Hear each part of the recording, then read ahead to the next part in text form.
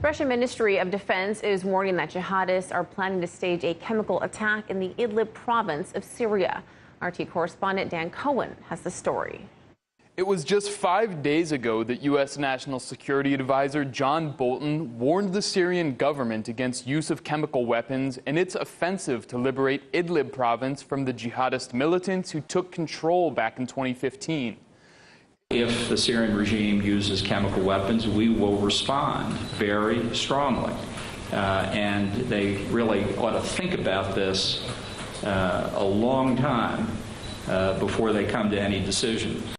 It's the final battle that would bring an end to 7 years of bloody conflict that have ravaged the country and sent millions fleeing.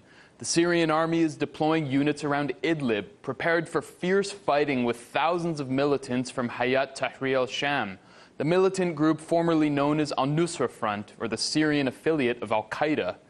U.S. naval forces are said to have moved into the Mediterranean, in position to make good on Bolton's threat. The Russian Ministry of Defense says the USS Ross is loaded with Tomahawk cruise missiles.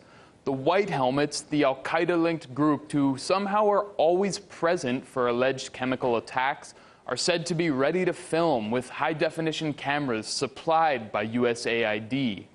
Back in 2015, these White Helmet members celebrated the takeover of Idlib by al-Nusra Front. The Russian MOD says this attack would be used as pretext by the US, UK, and France for strikes on Syria. If that sounds like a familiar script, that's because it's eerily similar to the sequence of events that led to the US bombing of Damascus back in April. As the Syrian army neared liberation of eastern Ghouta from occupying jihadist groups, an alleged chemical attack left 40 people dead, before the Organization for Prohibition of Chemical Weapons could visit the site to take samples and determine if any chemical attack had even occurred, let alone who was responsible for it. The US, UK, and France launched more than 100 airstrikes on Syria. Trump administration officials claim certainty that a combination of the nerve agents sarin and chlorine were used.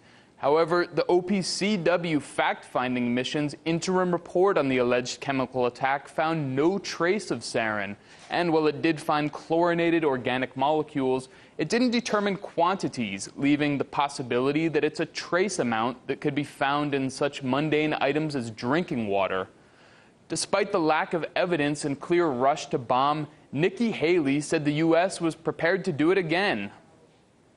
I spoke to the president this morning, and he said if the Syrian regime uses this poisonous gas again, the United States is locked and loaded. Reporting in Washington, Dan Cohen, RT. Hey YouTube, thanks for checking out our channel. We hope you enjoyed the video. We have tons of content for you just like this. For more of RT America's one-of-a-kind news and analysis, be sure to subscribe and never stop questioning more.